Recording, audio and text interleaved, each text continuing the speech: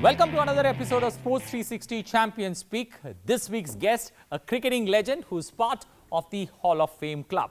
The first to cross 10,000 runs in Test cricket, an iconic commentator who's known for his quirky conversation laced with wit and humor. Sunil Gavaskar, the man whom we have all grown up watching, wielding his bat with power, grit and strategy. People come and go in cricket, but Sunil Gavaskar will always be at the top. I welcome the iconic Little Master to our special show on Sports 360 Champions Speak.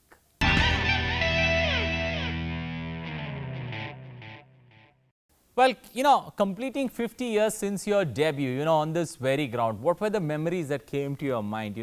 Though India and England were playing, but what were the memories in your ground, as you came out to commentate?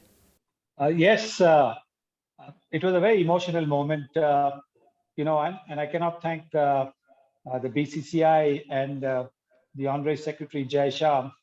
I cannot thank him enough because, it was really a touching a moment for me. Look, BCCI is my parent body. And for BCCI to recognize, to remember and to recognize was really quite an emotional thing. And then, of course, when that banner was unfurled, which again, I believe was, Mr. Jai Shah's idea. I thought that was, that was fantastic, really, really touching. And like I said, it was very emotional, very emotional. Well, moving to the next question, what did COVID teach you, especially to value more in life? You're looking left, right, center, because you don't know where the source of it is actually, and you're trying to be careful. You're that much more careful what you sort of put inside you. So it actually taught you to not take your health for granted, and secondly, it taught you that you could actually manage with very little. Okay. Sometimes we think that we need this and we need that, but those 6 months that we were in lockdown in Mumbai till the IPL, till we went to the IPL. It was almost like we could do with very little. As far as food was concerned, there was very little. As far as entertainment again was concerned, there wasn't that much needed. Even when you looked at company, you do miss your friends, you do miss your family, but then you sort of get used to the fact that yes, you don't really need all that much. You made your debut in 1971. What was the feeling when you met Rohan Kanai? Well, awe-inspiring because look, these were heroes who I had seen from the north stand of the Brabourne Stadium when the West Indies team had come in 1958. When West Indies, that's my first time I remember going to a cricket match over there, seeing Gary Sober score 142, and then 1966 again, which was that this time around I had a slightly closer look because I managed to smuggle myself in at the members end of the Cricket Club of India, and I had a much closer look at these heroes. And then suddenly 5 years down the road, I'm playing against them. So that was like pinching time, pinching myself. Is it really happening? When you look back at your debut in 1971, India was on the cusp of change, especially pure in terms of stressing more on fielding under Patodi and Ajit Watekar. How was it? Did that help you immensely become get a safe pair of hands because you were known especially for your slip fielding? Well, definitely, because in the 1960s we had an outstanding fielding unit. Okay. There was Tiger Patodi himself. There was Rusi Surti. There was Chandu Borde. I don't know how many people remember that Chandu Borde's nickname in those days was Panther Borde because he moved like a panther. And there was Tiger Patodi, and there was Rusi Surti. There were so many outstanding fielders. Hanuman Singh, again, outstanding fielder. That you actually got encouraged to field better, put in more hours on the field. Just seeing them, the way they covered the ground, the way they dived. Tiger Patodi was one of the first I saw making the sliding stop, sliding sideways and stopping, which we see so commonly now. So clearly, yes, it encouraged you to put in more work in fielding. How was the experience playing on the World Tour, especially being part of the team led by Gary Sobers, Rohan Kanai, Bishan Singh Bedi and Farooq Engineer in the dressing room? But Gary Sobers and me in the same dressing room, Rohan Kanai and me in the same dressing room. Unbelievable, absolutely unbelievable. There was Zair Abbas as well. There was Intikhab Alam, Farooq Engineer, Bishan Singh Bedi, my own Indian teammate. So it was, an unbelievable experience. It was one of my happiest tours. I didn't get too many runs. I think I got only 2 half centuries. But it was one of the happiest tours that I've been on because there was so much of camaraderie. There was so much of mateship amongst all those players that it was great. And then, of course, watching Rohan Kanai get 100 at Perth, the rest of the world had been dismissed for 59 in the first innings within a session. Mm-hmm. And then we went into bat in the second innings again, and we lost another wicket. So we lost 11 wickets in the pre-lunch session on day 2. And Rohan came into bat at number 3. I was at the other end, and I think we had a partnership, and he scored the bulk of the runs. I was just standing at the non-strikers end, watching him take on Lilly and company. And it was an education in how to play fast bowling on a fast bouncy pitch. The wickets that you played, especially, these days, a lot of talk about wickets, but the wickets that you played uncovered there, also, seaming conditions. How easy, how difficult was it adapting to those conditions? Well, uncovered wickets and the back foot no ball rule, where the bowler could drag and actually bowl from 18 yards. That was a different experience in itself. On uncovered pitches, you didn't know what the ball was going to do.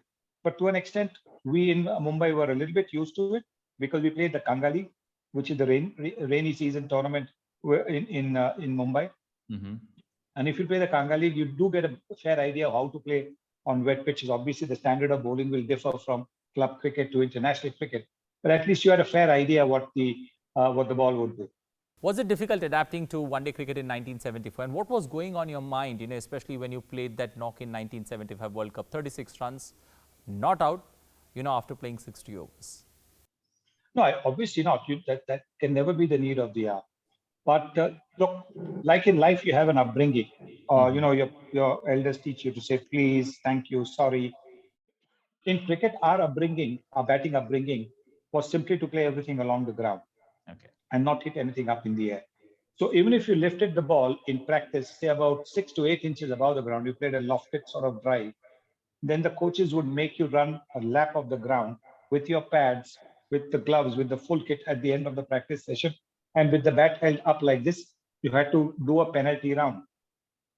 And so mentally we got used to playing along the ground. Mm-hmm. So looking to play the ball up in the air was a little bit difficult at the start, and that's how it was in the early days of my one-day career. But I guess towards the end, it happened where I got the second fastest World Cup 100. Of course, nobody talks about that. They only talk about one innings. I got out first ball of a test match 3 times. Nobody asks me why, but they keep asking me why about this, because it can happen.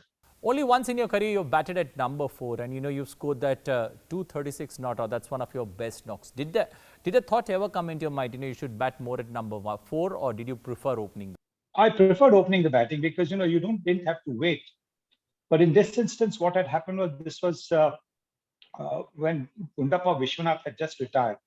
Not retired, he had not been selected. And so he would stand in the slips while we were fielding, particularly for the spin bowlers.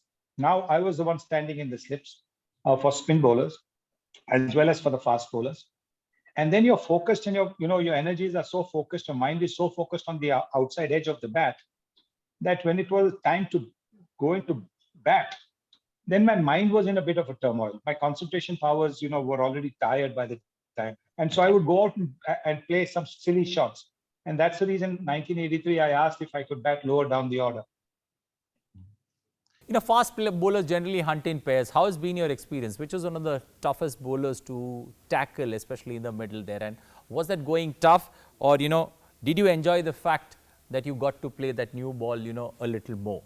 I did. That was my job. I was an opening batsman since school.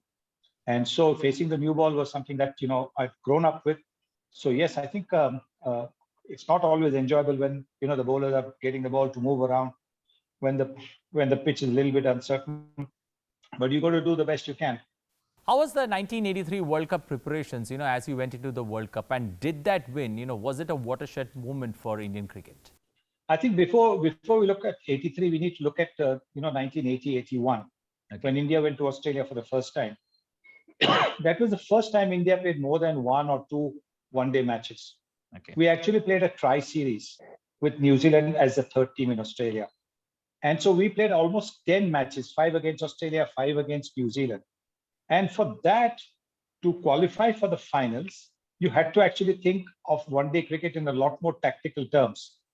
Before that, we hadn't even, discussed any tactics when we played a one-day game. But I think that 1980-81 taught us to be a little more, thinking as far as how to approach batting, how to approach defending a score. And that eventually helped us in 1983 as well. And because by which time, we had started to have team meetings to discuss what to do the next day, which we used to have for test matches, but not so much for one-day cricket. And of course, we had, Kapil Dev as our captain. And, he led from the front. And, we saw that 175, we saw the way he bowled up.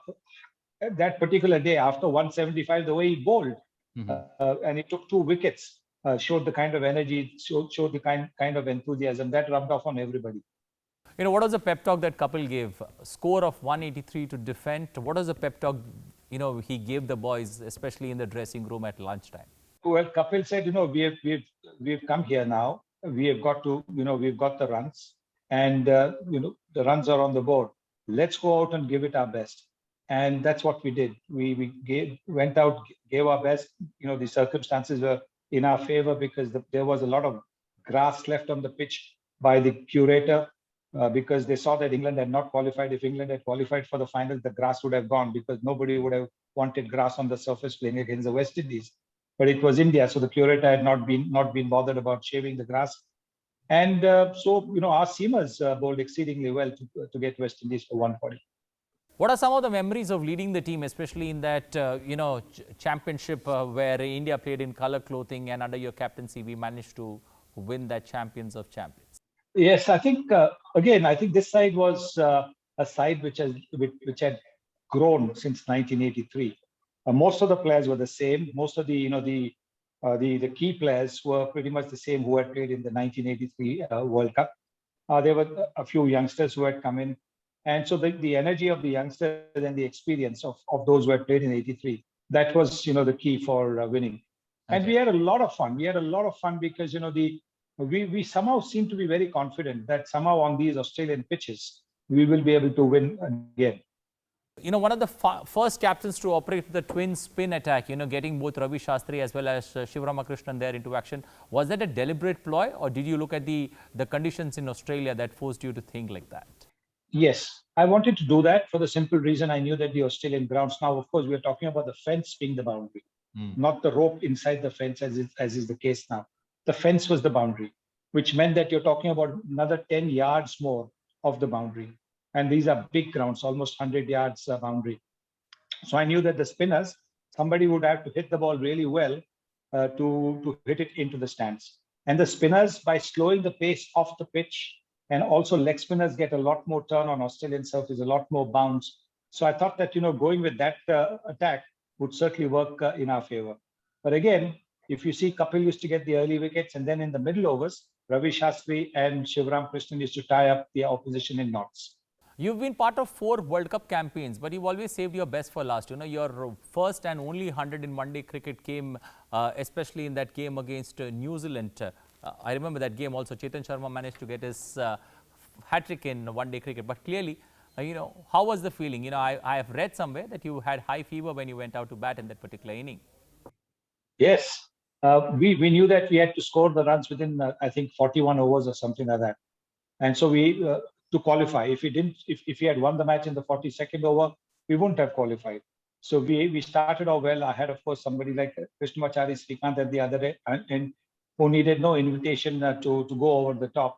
But even I started to go over the top, got lucky to get a few in the middle of the bat that went into the stands, and from there on, everything flowed very, very smoothly for us.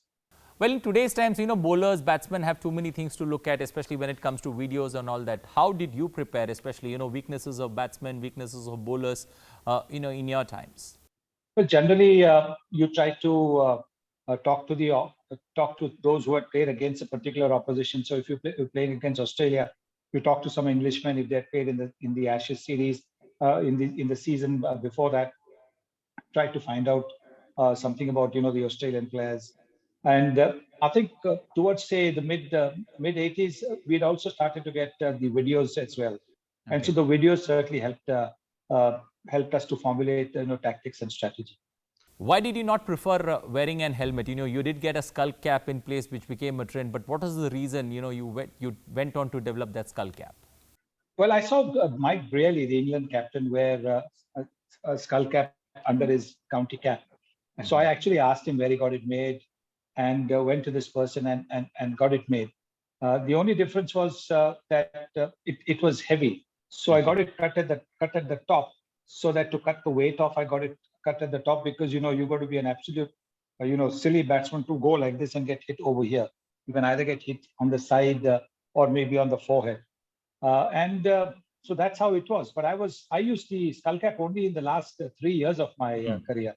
Okay. And that too only when the new ball was there. Once the new ball was done, I would be back in my floppy Panama. Do you enjoy bowling? Because you have a rare distinction of, not only being an opening batsman, but also an opening bowler in Test cricket. I love bowling. I really love bowling in the nets because it also sort of helped me to keep my stamina going. Sometimes, you finish your batting stint in the nets and you just stand around, chatting and wasting time. This way, what was happening was I was, strengthening my legs, strengthening a little bit of my back as well with the bowling action, etc.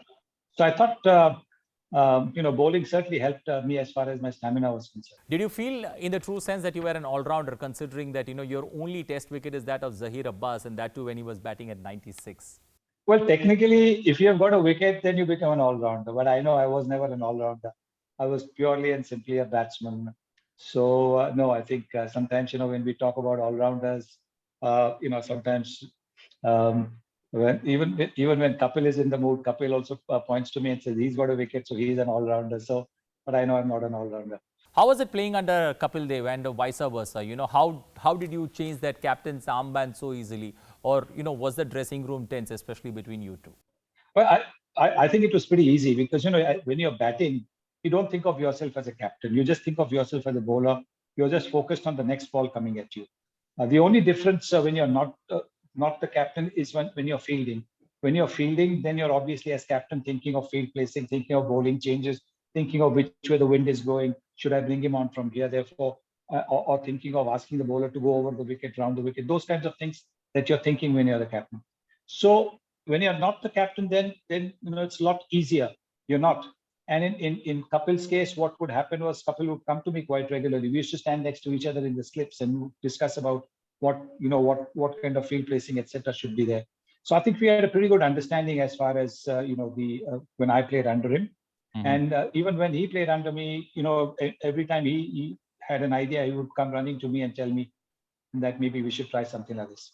Okay. How do you look at the role of Doordarshan and All India Radio, especially, in the way in making cricket popular in India, cricket more accessible, especially in rural India? Enormous. Because but for Doordarshan, but for All India Radio, taking the game into the interiors of the country and in local languages as well, Hindi language. I know when there was a match in Mumbai, there was a Marathi commentary as well on All India Radio. So without that local language, you would not have taken the game into the interiors. Without that, you would not have seen the Mahendra Singh Dhonis from Ranchi coming in. Okay. Because, the interest was fueled by them seeing on Doordarshan and hearing it in their own language, the commentary.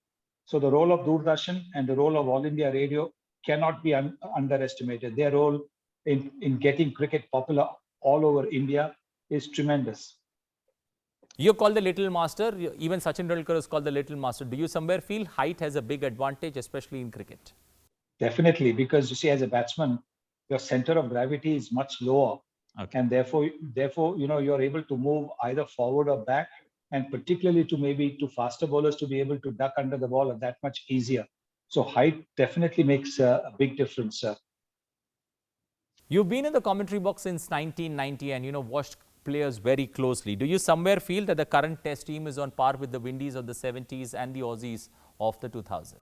Well, when they win overseas more regularly, they'll certainly be considered over there. And they have a fabulous opportunity, to be honest, this year itself. They've just beaten Australia, a fabulous win over there. Now they get the opportunity to beat England in England later on in the summer in July, August, September, and then South Africa in December, January, February. So in this 12-month period, they beat the three major teams. They will certainly be ranked amongst with the best teams that the game of cricket has seen. What's your opinion about, especially players not only in India, from also abroad, who have played alongside you, who could be sure shot hits, especially in, T20 cricket in today's time? Oh, plenty. I think there will be plenty of players who would be, big hits from the team that I played in. Kapil Dev would be definitely there. There's Mohinder Ramanathan. There would be Sandeep Patil for sure. Ravi Shastri, of course, has been outstanding in limited overs cricket. There would be Krishnamachari, Srikanth. There were so many who would be, big hits. And even from the West Indies, you could say Clive Lloyd, Viv Richards, Gordon Greenwich, Desmond Haynes, all the fast bowlers, they would have been big hits. From the Australians as well, all the sort of the Chappells would have been tremendous. The Lillies, the Thompson, they would have been big draw cards in the IPL. How does a little master take care of his fitness and especially, fitness and staying fit, at this age of 71? Well, firstly, I'm lucky I'm not a foodie. So, I eat very little. That's been the case, since I was growing up. I've been eating very little. So that's a big plus. Maybe about 6 or 7 days in a year, I'll eat like I've come out of a famine. But otherwise, I'm very controlled as far as my eating is concerned. I'm also pretty regular as far as exercise is concerned. I do a lot of speed walking. I've got shin splints, so I can't run. I couldn't run even when I was playing. I couldn't do long distance running. I had to do short stuff, short 22 yards, 66 yards sprinting, but I couldn't do long distance. So I still do a lot of speed walking. And like I said, I have a lot more control over my eating. So I guess, that's helped me keep my waistline pretty much the same as it was. Which of the modern era batsmen, you think, the shots that they played could be tried today and, they could, you could have tried something similar to that? The scoop is something that you sometimes played against the spinners, not against the quick bowlers. But what really, I enjoy watching in modern day cricket is the reverse sweep or the switch hit, where the batsman, changes the grip slightly and hits the ball into the stand. I think those are incredible shots. What do you see the influence of IPL, especially in today's cricket? How does IPL help Indian cricket, or for that matter, world cricket? Massive, because it's given the youngsters of India an opportunity to rub shoulders, not just with the internationals from the Indian team, but some of the international stars from the overseas teams. And to be able to see them in the change room, see how they prepare, how they train, how they take failure, how they treat success, generally how they manage themselves, off the field. These are, incredible lessons. And therefore, I think the Indian youngster is benefiting. The awe factor, sometimes, when you see like, for example, for me, when I made my debut, I was completely awestruck just looking at Gary Sobers and Rohan Kanai. But if I'd, after the first rest of the world, later on in the year, when Gary Sobers and Rohan Kanai and Intikhab Alam and company were in the same change room as me, that awe factor had gone for me, because I realized that they are also human beings with two eyes, two legs, two hands. So that awe factor is gone for the Indian youngsters. And therefore, when they enter international cricket, they're ready for it. Ranji Trophy survived 2 World Cups, India's freedom struggle. But for the first time, COVID has caught a speed breaker, especially in Ranji Trophy. How do you see it? Your thoughts on that? Well, it's, unfortunate. But then I don't think anything could have been done, because, when you're looking at the Ranji Trophy, you're talking about, going into different centers. And that would have been, risky. And therefore, I think it was the right decision to have the Vijay Hazare tournament or the Syed Mushtaq Ali tournament in a couple of locations rather than spread it around the country. The trio of Rohan Kanai, ML Jaisimha and also Vishwanath have a great mention every time that you speak about them. What is, one thing that each one has taught you? Well, Jaisimha was my was my hero when I was growing up. He still is my hero, although he's no more with us. And sitting with him on that first tour, particularly when I was not playing, Dilip Sardesai, Ajit Wadekar, Irapalli Prasanna. These guys were fantastic, and I'm just naming four because the whole team was. But these guys were always encouraging me. Don't worry, your chance will come, your time will come, because I was not playing. And for a 21-year-old to be sitting outside not playing, that was tough. But these guys kept my spirits up. So yes, I think Jai therefore was very, very good. Even later on, after I played for India, my interactions, he would always tell me that, look, this is what you're doing wrong, that, you're chasing the ball outside the off stump, playing across the line, little things that he would notice and tell me. So that was fantastic. Rohan Kanhai, he was in the opposition, but every time, I played a bad shot, as he walked from slip to slip, he would mutter under his breath, "What's the matter with you? Don't you want 100? Concentrate." Just imagine that happening.